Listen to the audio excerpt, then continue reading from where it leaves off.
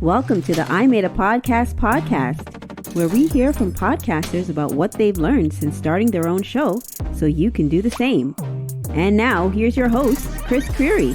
Hello, everyone. Welcome back to another episode. I'm so glad that you're here, and I hope that you're having a great day. It's such a beautiful day. It's in the middle of summer now, and it's so nice. And I hope that you're out there having a walk, listening to this podcast right now, or taking a drive, or enjoying the beautiful weather. But thank you for tuning into this episode. Now, today we have another great episode, and I know I always say that, but every time I talk to another podcaster, I learn so much. I get some more insight. So this learning process for me never stops. So every episode that I release is always another wonderful episode. And today I'm speaking with Ray. Now, Ray has a podcast called Homeroom. It's funny. Now, this podcast that she is doing, it's more like a research assignment that she's doing in the open. So let's talk to Ray and understand what she's doing, how she's doing it, and why she positioned it in this way. Now, it was a wonderful conversation, but I want to get to this interview with Ray now. So let me go get Ray, and I'll be back at the end of the episode to close things off. Hello, everyone. Welcome back to another episode of I Made a Podcast. Today, I'm speaking. Now, this is a special episode because the person that I'm speaking with is so far away, all the way in South Korea. Her name is Ray. Ray, how are you doing today?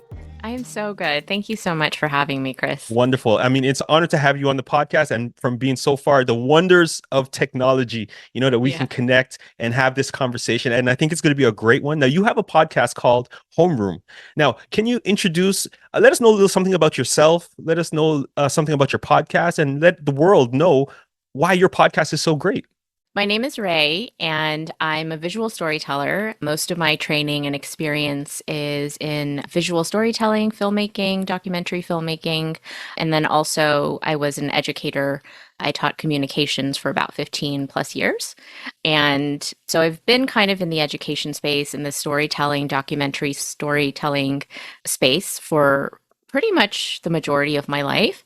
And I started my podcast Homeroom as a way to bridge the education gap between the classroom and the living room. And what that really means is, everything that we maybe should have learned in school but didn't. And, like school is just, it's forever, right? It's like 13, 14, 15, 16, 17 years, up to 20 years of education. But there are so many life skills and collaboration skills that we don't really learn that like adulting became a thing. Right. So there are a lot of things that a lot of us don't know how to do in life. And so a lot of people are like, why did we learn how to do the quadratic formula or equation when, maybe we should have been learning how to make ourselves a healthy sandwich or something along those lines, right? And so I started a podcast really as a result of feeling like I had been failed by my education system. I learned a lot later in my life that I'm neurodivergent, and that was kind of the reason why I really struggled in school. And I didn't feel like I was valued as much as my peers were for their skills and their ability to do school very well. And so there were lots of other threads that I think led to ultimately starting a podcast.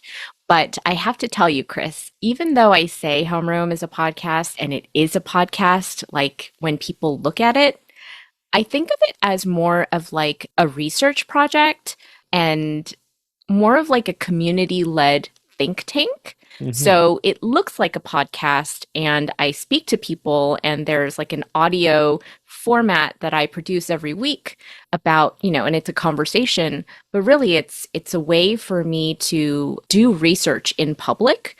And so people could listen to the episodes and see what I'm building from the ground up. And there will be a paper trail, and that everybody can see it or whenever I get to a point where I feel like the work is done. Mm-hmm. Wow. So yeah, that's a big, long-winded way of answering your question. No, that's all good. So if this is taking the form of a podcast, but it's really a research project that you're working on, what's the end goal that you have for this? Because this is really interesting, the way that you've positioned your podcast as a research assignment, sort of. What's the end goal that you have with it? Such a great question. So, I'm naturally a bottom up thinker. So, the easiest way to explain what that is that I color first and I outline later. And in other words, there is a type of, I guess, design thinking framework called human centered design. And this is where you start by interviewing a lot of people around a problem that you see. And you sort of, through a lot of interviews and questions and, group thinking about a specific subject, you arrive at a solution that will work for the community that you're designing for. And Mm, so Homeroom is really a human-centered design project where I know that people like me, maybe Asian, female, neurodivergent, sort of learning disabilities, have terrible executive function, was second generation immigrant, mhm. or, all of those things, people who were sort of marginalized and for who the education system was not initially designed for. That's sort of my audience. And I want to sort of create a solution, a mass schooling solution that can work for people who have kind of been marginalized or not considered. And so I don't exactly know what I'm building towards. I'm just coloring first and seeing where it goes. But my gut tells me, because I've always wanted to establish my own school, is that I'm building up to an alternative to mass schooling Wow. for people who think differently. Wow, that is so awesome. So I'm here. So I've recently interviewed someone. His name is Sam, and he has a podcast called Autism Rocks and Rolls. And you Oh, talked about some of the neurodivergent, that you're neurodivergent, and he also has, I think it's called Asperger's, and he mhm. has an amazing podcast as well. And we touched some of these topics as well when I was interviewing him. Now, I find it really interesting though that you're starting something right now that is so much bigger and more important than just a podcast, actually. Because if I go back and like through my discussions with Sam and through, if I think back on my educational background and my upbringing, yeah, there is like a one one size fits all approach that they've taken with the educational system. But if Right, you see now, and I'm pretty sure everyone in society sees that there are different ways, right? Not to say that, there's never one way that works for everybody, right? right, So it's amazing that through your podcast, you were interviewing all of these people. And like you said, coloring first and then doing the outlines after, you're getting their backstory of everything that right. they've been through, all of their education, and understanding, the different patterns or things that you can kind of identify through their story. And then, like you said, you're going to draw the outlines afterwards. And Yeah, I think that's a really good approach, especially because there's a huge shift, I think, in the educational system. So if yeah. your end goal is to maybe start a school, or Hmm. create a curriculum, right, that can be more helpful or beneficial, I think that is like that's way bigger than a podcast. So what you're doing with your quote unquote podcast is Right. absolutely, amazing. And it's so wonderful. And I say kudos to you for taking Oh, the thank taking you. the initiative to start it and to be so transparent with us right now of what your approach is with your podcast. So that is totally awesome. Now from what I did, because I do listen to your podcast and some of the stories are amazing. Oh, thank So I you. think you started in, was it, it's not, hasn't been a year yet that you've been doing this, right? So we're recording this, it's Almost a year. Yeah, almost a almost a year, year. right? Okay, but Yeah. how much episodes have you done so far? Have you recorded? So I've had about 67 conversations, but I've only released up to, what are we at now? We're in season two. Oh gosh, I can't believe I don't have this number for you. I thought I wrote down everything, but it's probably somewhere in the 40 something, like Okay, 43, 44, that's something episodes around released, those. but at the time that we're Yes, recording. So by the time this episode is published, we probably will be about maybe about 50, somewhere around there. maybe. Yeah. Yeah, So I think that this is great. So now in terms of your episodes, yeah, how do you work in the length of your podcasts? Like, is it like an hour, hour and a half, 2 hours? Because I know the conversation could probably go on for a long time. I'm yes. sure you probably don't have like 15-minute episodes, right? No, this is a really good question. Actually, in the beginning, because my background is in documentary filmmaking, Right. I was trying to, so I was having initially like 60 to 90-minute conversations and editing them down to between 20 and 40-minute conversations for the audience. So, I would outline all of the things that I would want to keep for my research and then find the through line that I thought would be more interesting for an audience to listen to. Hmm. And so I would do these separately. But now in season two, I was like, that's kind of taking up a lot of time. All of my episodes were taking about 15 to 20 hours of production. And I was like, this is too much. So now I'm kind of releasing the bulk of the conversation and maybe taking a little bit out if there are like extremely personal parts Right. that they don't want me to share with like a public audience. Hmm. And so now and I've also gotten a little more efficient at asking my questions. So now I aim for about 60 minutes. Wow. But 15 to 20 hours of production time for your Yeah, podcast? at the Wow. beginning, it took a lot of Whoa, time. that's a that's a lot. That's a long time. Wow. So I don't think I told you this before we started. I know we chatted before, but one of the things that I do is I produce podcasts for other people. I'm a producer of podcasts, and I what I've learned through podcasting is how to be efficient at that Yeah, process, right? So I mean, like I said, I've been podcasting for 5 years, but I've learned how to become very efficient at that process of producing a podcast. Now, when I started my podcast, when I started was about 15, 20 minutes long. So it didn't take that long for me to produce that. But if you're having maybe like hour and a half, 2 hour conversations with people, wow, 15 to 20 hours of production for one episode. That's a really long time. But the good thing is that you learned how to become more efficient and oh also yes. answering the questions or asking questions, because that's also something that I learned through this podcast, because my other podcast is just a solo podcast, but this is like an interview based podcast. So when my questions are more efficient or they flow better, there's less editing that I have to do on the Yeah. back end. So yeah, that's a key takeaway for anyone out there who is going to have a podcast and you're doing an interview based podcast. Review your questions and make sure that you're asking them very efficiently and that they flow so that the person answering them can answer them and it flows naturally, so that you don't have to do a lot of editing on the back end, Yeah. because yeah, that will save you a huge amount of time. How often do you release new episodes of your podcast? So it's weekly. I produce one episode every week, and it comes out at 10 a.m. Korean Standard Time on Fridays. Wow, wonderful. So now we talked about some of your production time, so 15 to 20 hours at the beginning. Would you say, or I want to leave it open, I don't want to lead you in this question, but what was one of the biggest challenges that you had in starting your podcast? Something that you were like, oh, I wish this could disappear, or something that, you overcame, as you continue to podcast. So in the beginning, my big issue was finding a format because I told you my podcast isn't really a podcast. Right. It's research done in public. And so, as somebody who went to film school, I thought, okay, I was going to do some kind of documentary, visual documentary, but then the pandemic hit Hmm. and yeah, and then I became a mom and so many different things were happening at the time.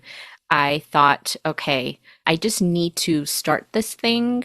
And at the time, I was part of a community. And in that community, one of the assignments was to start a podcast. And I was like, I've always wanted to start a podcast. I didn't know exactly what to podcast about, but there's this other education piece that I'm working on. Why don't I try to find a way to blend these two things? And I really enjoy figuring things out, problem solving. And so I was like, okay, I've never done this before and I'm kind of a person who likes to start things, get really good at it or master it and then move on to another thing because for me it's like the joy is in figuring it out and mastering it. Hmm. So I was like, okay, I'm going to figure this podcast thing out. And I also really love graphic design. And so I was like, oh, this will be a really fun way for me to do my social media, like graphic design thing. And so I think the challenge there was figuring out, okay, how am I going to put this project? What format am I going to put it in? And so it really was deciding on being a podcast that was a challenge. But then after I got started and started getting into it, the three biggest challenges for me was converting time zones because Oh, I'm yes. really not good at that. And it's really challenging to do that because my guests. I have interviewed people from all 6 continents. And well, I mean, there are 7 continents. One of them is inhabitable. So Yeah, we know. right. So on all the 6 continents and just figuring out where everybody is based and, even India, it's not even full hours. There's like a half hour. Yes.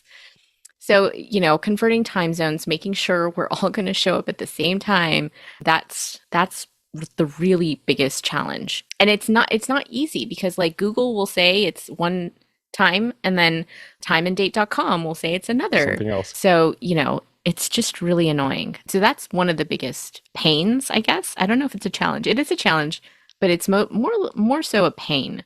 And then I think because a lot of the people that I do interview, they aren't exactly like public figures or have a huge presence on social media or do a lot of public speaking. They don't have like photos and bios prepared.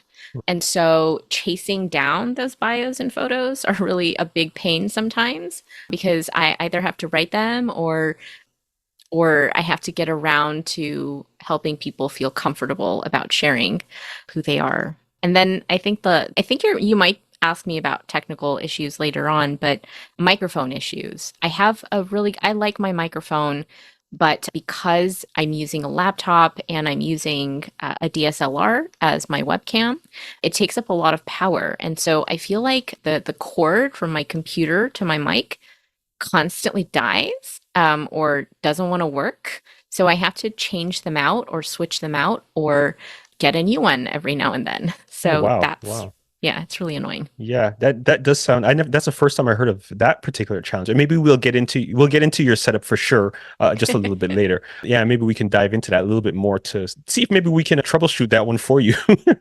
But one of the you. things that you mentioned though, when you were starting to answer that question, is that you had the thought that, hey, I've always wanted to have a podcast, and it's something you said that I think a lot of podcasters need to actually grab hold of. You said that you just started, Yeah. right? Because I think a lot of podcasters, myself included, when I started my other podcast, oh my goodness, I think I procrastinated for 4 or 5 years before I actually started my first podcast. But Yeah. ever since I started, it has been so great, and I loved it. But the encouragement and from what you said, and I'll echo that, is just start. If you have the idea or the thought that hey, I've always wanted to do a podcast, just figure out what you need to do. Step number one is listening to this podcast and listening to what we're talking about so that you can learn about the best thing to do, and then just start. Go out there, do what you need to do, get what you need to get. It doesn't have to be expensive, but just Right. start. Right now, can you share what was the best episode that you've ever done, or anything that stands out to you that for the people who are listening to what your podcast is for the first time, you want them to listen to that episode first? Which now I know you may need to think a little bit because you probably have a lot of great interviews that you've done, but what was one of them that stands out to you the most? Oh my gosh. Okay, so that's a really hard question. And I was sort of like thinking about this because I thought you would ask me something along these lines. And so I took down a few notes of it's really hard to give you the best episode just because all of the people that I speak with have had such unique education journeys and how their particular hardships have developed their personalities and their characters. And so it's really hard to share one specific episode, but I will say the season finale of my first season incorporates a lot of the voices from the first season of my podcast. And so if you are listening to this and you're curious about my podcast, I would recommend that you listen to the season finale because I think that gives you an idea of maybe the insights that I gained from having conversations with people and also the best sound bites from those conversations. I wouldn't say the best sound bites, but relevant sound bites to inform. Right. Yeah. So like the most impactful sound bites from Yeah. season one.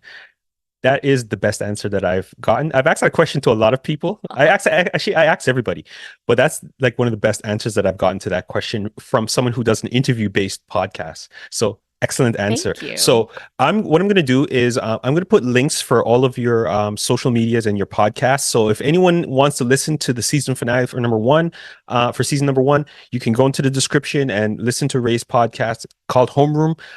You can, I guess I know it's on Spotify, Apple, and pretty much anywhere where they can find podcasts. But I'm going to make it easy for everyone. Links are in the description and you can listen to Ray's podcast. And yeah, listen to this summary from season 1 and then go back if there's anything that stuck with you that you want to listen to more about, you can go and listen to that specific episode from season number 1 or listen to anything that you from season number 2. Right? Because Yes. like you said, 40 something episodes from the time that we're recording this. So there's lots to listen to. So Yeah. that's great. Now, in terms of promotion, Mm-hmm. right? How do you promote your podcast or get the word out to people that, hey, this is something that I'm doing and I think you should listen to it? How do you promote your podcast? Another really great question. So remember this whole motif about how it is a podcast, but it's also It's not a not a podcast. podcast? Yeah. Yeah, it's like I made a not a podcast. So I want to also say that because I don't think of it as a podcast, I don't really promote it as a podcast. And Mhm. what I want is really to get the voices of as many stakeholders as I can in, this, I guess, childhood to adulthood pipeline of things that I think we should be learning to prepare us for the uncertain future ahead. And in light of all of the technological advancements and the research that we have about how people learn and, how attachment is important and like consent based, just everything. And so I feel like the way that I promote is to really have people recommend to me people that want to share their stories about their unique education journeys, what worked, what didn't, any strong opinions that they have, any really good ideas. So it's kind of like a small community-based TED Talks in a way. Got Yeah. And so I'm not promoting it so much as a podcast, but I am sharing ideas. And so really what I like to do is make partnerships with people who are doing the same work. And so they're not necessarily podcasters. Sometimes they are educational institutions. Some of them are education policymakers. Some of them are authors. Some of them are trainers or educators. Some of them are students. They're just all over the place. And so for me, promotion is more about making key partnerships with people who I think can add to this developing narrative. Hopefully that, we can solve education. Wonderful. Great answer. Now, you kind of alluded to it a little bit in that answer there, but I was going to ask you, how do you find guests to interview? You alluded to it by saying that there's like a network and people recommend people. Yes. Is there any other, like when you started off at the beginning, was there a challenge to try to find people, or how did you go about finding guests to interview on your podcast? That's a really good question. I found that a lot of people, when you tell them that you're starting a podcast, they want to be part of it. Really? Um, Wow. yeah, and especially if you have like an issue or like a problem that you're trying to solve, and people think that they can help in some kind of way. I've found that people are very helpful. So if they have the time and they find that, your cause is something that they want to support, that they want to help you. Oh, And so it hasn't been a really big challenge for me to find guests, especially since it's not really a podcast. right. It is a podcast, but and so I think they know that my goal isn't really to become like a top podcast, but it's really to solve this education issue that I'm seeing. And so I've found that people are more generous when you are going at it from I'm trying to solve this problem. Do you have any ideas? Or can you contribute to this? And so to answer your question a little more directly, it is kind of network based where, people that I have spoken to recommend 2, 3, 5, people that I should speak with. And also I'm pulling a lot from people that I've met throughout my life who have had very interesting education journeys or who have overcome certain challenges that I Right. think make a very good story, a public story. And then also social media has been really helpful. I find the people, something that I do is when I interview somebody, I see who they are following or, who I think could be a good partner to have. And then I start following them and engaging with their posts and their content. And then somehow that becomes a contact. And then I invite them to speak about their journeys on Wonderful. my podcast. Yeah, that is, I think that's like social media at its purest form. Yeah, When you can genuinely connect with someone who shares the same interests as you, right. and then create a connection, right, to do deeper, more important things, right? That is like the purest form of social media, and it touches my heart that that's how you're using it because there's a lot of people in the world that are using it for other reasons and other ways. But that is True. a great way to find people for your podcast, and I Mm, think it's really efficient as well, right? Because you will through social media, you can actually see the type of agenda they're pushing on their platform and seeing if you want to have them on your podcast to talk more about their story. So that's yeah, a really good approach that you're using with your thank podcast. you. Let's talk about some of the technical aspects of producing your podcast now. So if I had to ask you, Ray, what's in your podcasting toolbox? What kind Yeah. of software or hardware you use to produce your podcast or do your interviews? What would you tell me? So I really love Riverside FM. I love that it records locally on your computer and that, it uploads in lightning fast Yeah. speed. And I also would recommend, well, I know there are lots of really good editing programs, but having gone to film school, I use Adobe Premiere for everything. And Mhm. so I know I should be using a more audio editing based software, but because it's easier to fall back on things that you've used your entire life. I use Absolutely. Adobe Premiere and I know it pretty well and I know all the shortcuts. So it makes post production a little bit easier.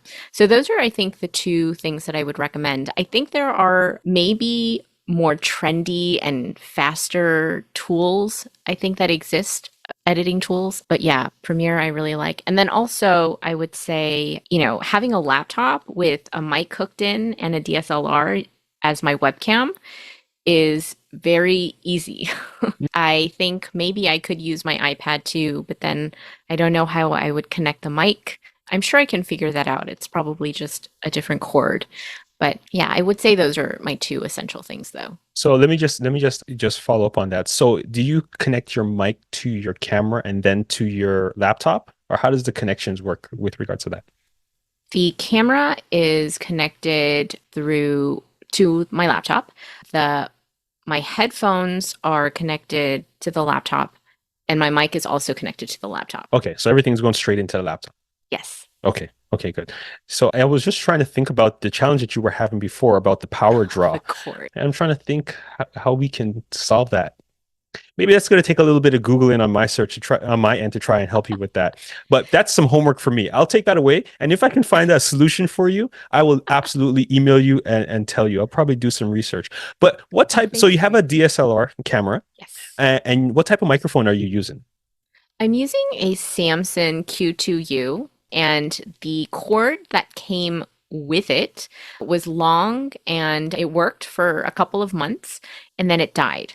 And so then I was like, okay, let me go and figure out the cord. And I have so many cords in my house because I have a lot of camera related things. And so I found my GoPro connection. And so I used that because it looked like there was the micro USB to the main USB. And so Yeah. I connected that and it was like, it worked. And I was like, oh, great, perfect. But then it stopped working at some point.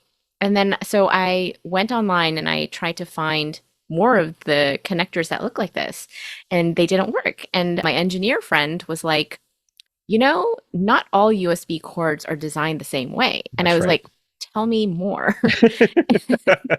And he was like, well, some of them just direct current back and forth. So it just charges. Mhm. And then there are more powerful adapters or cords that can actually conduct the currents that transport the sound.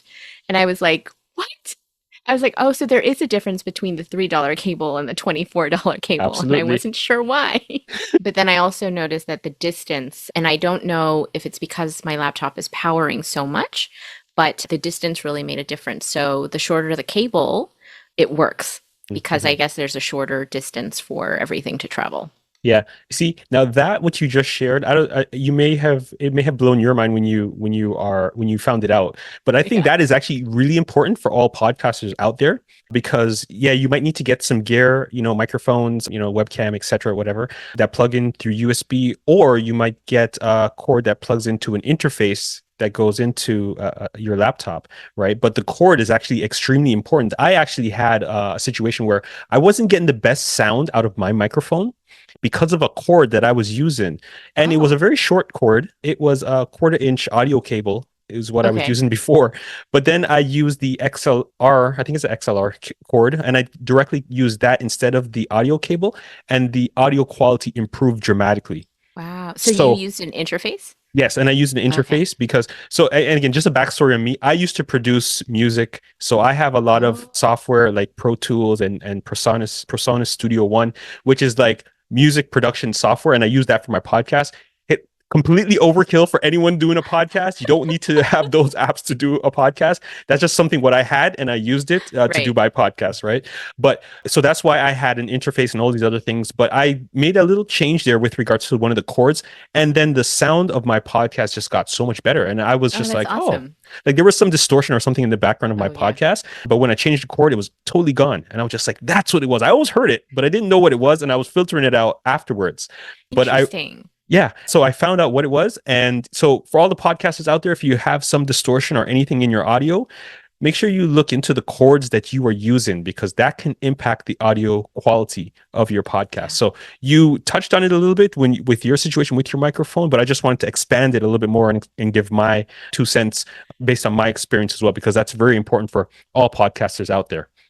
Now, I wanted to transition to like software. So you said Riverside. So you do the interviews with Riverside as well, because I think they have Yes. that capability as well. Okay. So you don't use Zoom like me and then plugged into your laptop, and then you have the Samsung QR2, I think you said microphone, Q2U. The Q2U, Samsung Q2U. Yeah. right? Okay. And then your DSLR camera. And that's pretty much your entire setup. Yep. Simple. That's it. Very simple. Now, did you have to, when you started your podcast, did you have to get additional equipment or anything, maybe a microphone or anything like that, or did you have these stuff already? I had everything except the microphone because, yeah, with documentary filmmaking, I was using like things that were more transportable.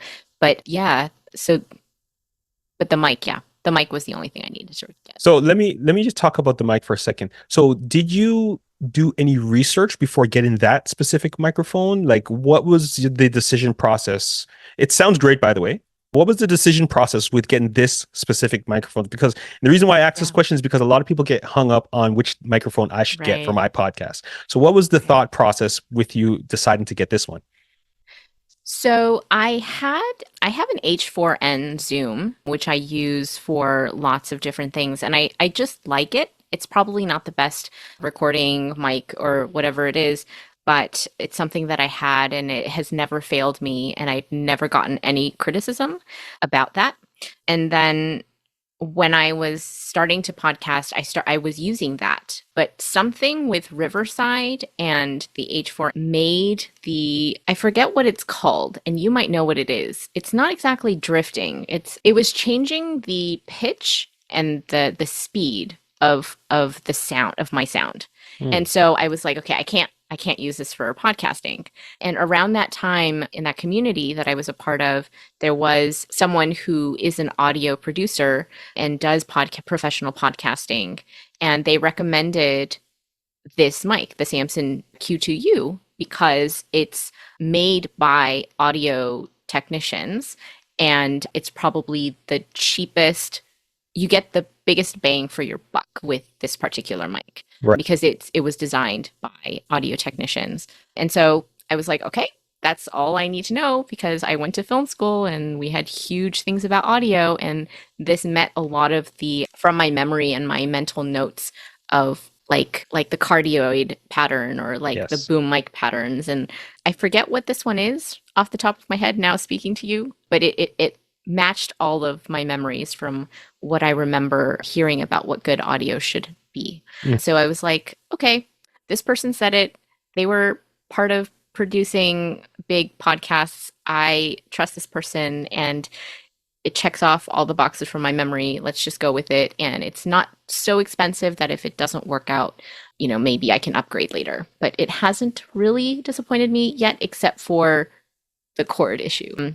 Right now, it's okay. It That's might not be wonderful. okay tomorrow, but But it was the best bang for your buck, right? Starting yes. starting your podcast.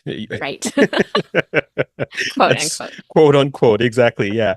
Awesome. Awesome. So this has been great, Ray. Just about to wrap up.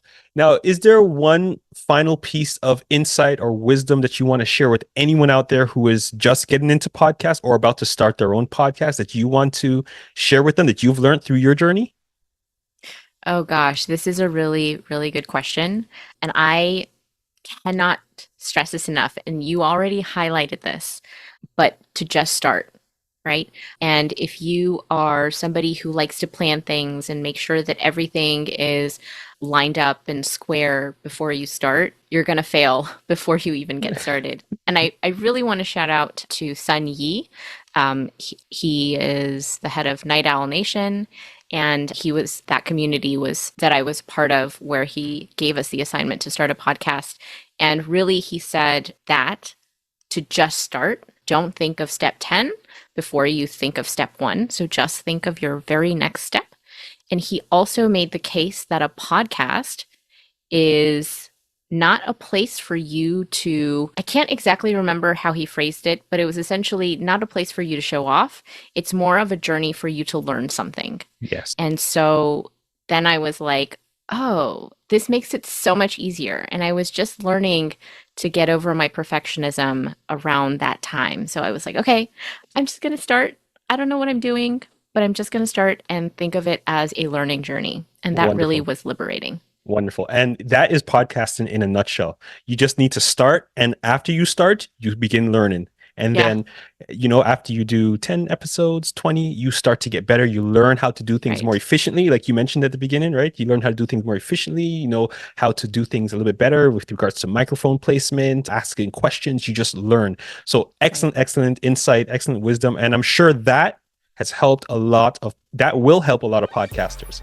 So Ray, thank you very much for coming on I Made a Podcast today. This has been an awesome interview. You shared so much insight, and thank you so much. So everyone else out there listening, I'm going to put links for Ray's podcast in the description. It's called Homeroom. It's available wherever podcasts are available, and you can listen to some of the conversations that she has had on her podcast and listen to some of the research that she is doing, because it's very important stuff that she's doing. So I would encourage you to go and check the links in the description, subscribe to her podcast, her socials, and follow her.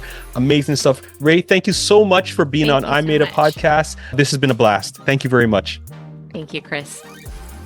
All right, that's it. Another episode is in the books of I Made a Podcast. And I told you you were going to learn a lot from this episode with Ray.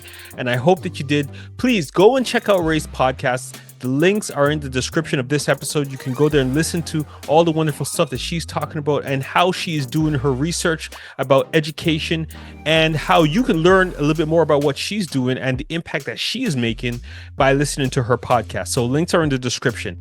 Now, I Made a Podcast is available on all of the major podcasting apps out there. So all you need to do is go onto your favorite podcasting app and search I Made a Podcast, and you'll be able to find it and subscribe. And you can listen to all of the past episodes that I've done with all of the podcasters that I've covered from season number 1. I had some amazing conversations with some wonderful podcasters, so you will be able to learn a lot through some of the conversations that I had. Now, as I always say, the best time to start a podcast was 10 years ago. The second best time is right now. So go ahead and make it happen. And you'll hear from me next week on I Made a Podcast. Peace.